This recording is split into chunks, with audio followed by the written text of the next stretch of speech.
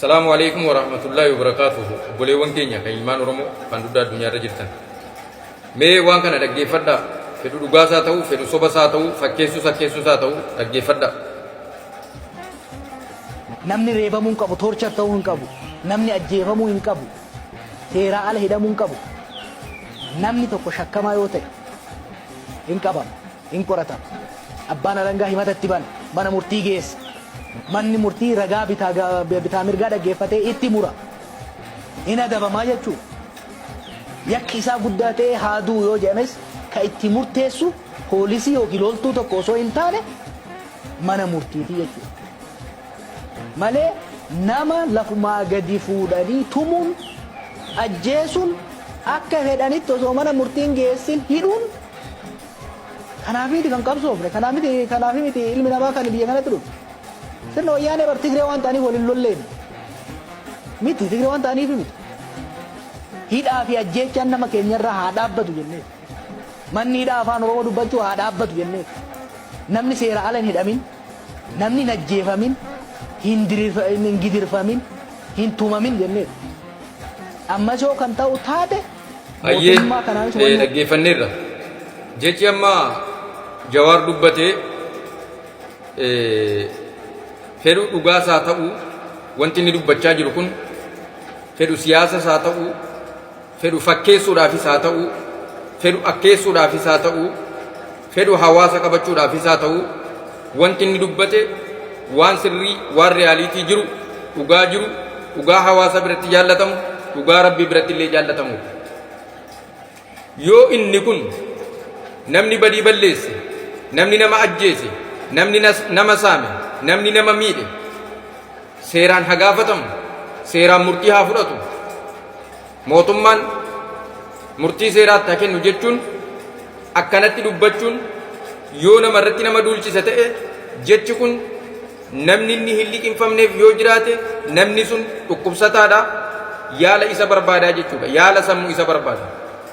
jechi amma dubbate kun jechoota sirriidha jechuudha dhibbaa dhibbatti namni nama ajjeesee namni nama saamee qabeenya namaa barbadeessee jiruu namatti hadheessee seeraan osoo hin adabamin osoo seerri hin gaafatin bilisummaadhaan walabummaadhaan akkanumatti jiraata jechuun akkamitti isiniif liqinfameme maaliif jechoota inni yeroo akkanatti dubbatu isa irratti duuluudhaaf isa arrabsuudhaaf isa xiqqeessuu maaltu nama geesse nuti kan jechaa jirrus kan dubbachaa jirrus mirgi rabbiin nuu kennes mirgi heeraaf seera mootummaatiin taa'es waanuma inni amma dubbate kanaadha jechuudha inni kun namni naan ta'u jedhu yoo jiraate bineensiyyuu waan isa dhorku qaba waan isa adabu qaba bineensiyyuu wal mo'eeti walirratti mo'ee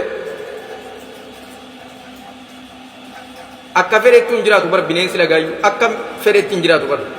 ilmi namaa immoo kanarra guddaadha ilmi namaa immoo bineensarra guddaadha ilmi namaa immoo rabbiin sadarkaa ilma namaa guddisee waan jiruuf akka itti bulaniif akka itti bulchan hamaarraa wal eeguu ka balleesse adabuu dirqama rabbiirraa nuu kenname dirqama heeraaf seera bulchiinsa addunyaa kanaatillee jechuudha. Lakki inni kun naan ta'u Jawaar akkanaa maaloon akkanaa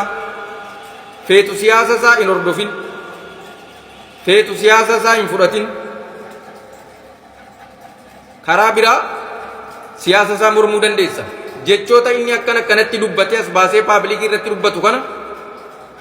lakki ni kijibdaa lakki ni sobdaa lakki akkanaa maqaa irra tuuluun kun eessumaanuu nama hin ga'u eessumaaniyyuu nama hin ga'u kun albaadhummaadhaa fi kijiba namaa argisiisaa jechuudha jechoota akkasii kana faallessuun jechoota akkasii kana mormuun namni nama ajjeese seeratti dhiyaatu jedhe dhugaadha namni nama saame seeratti dhiyaatu jedhe namni nama miidhe seeratti dhiyaatu jechuun yakka miti jechuudha nama sammuunsaa hojjetu biratti nama ilma namaa biratti nama namummaa qabu biratti yakka miti akkana jechuun lakki hin ta'u yaadi kee kun akkana sirrii miti jechuutu yakka nama jechoota isaa kana fuuldura dhaabbatetu yakkaa jechuudha siyaasa miti wanti inni dubbachaa jiru mirga namaatii mirga namummaati mirga namaa immoo abbaan fedhe yoo mirga namaa eege abbaan fedhe yoo dhufee mirga koo naa falme nin deeggera abbaan fedhe yoo dhufe mirga koo nama miti yoo bineensi iyyuu mirga koo naaf falme nan deeggera bakka kanatti bakka ilma namaatiif ta'u kanaan ala haasaa asiifachoofuun olii gadi fuudhuun hin barbaachisu itti yaada jechuu barbaadeeni galatooma walitti deebina.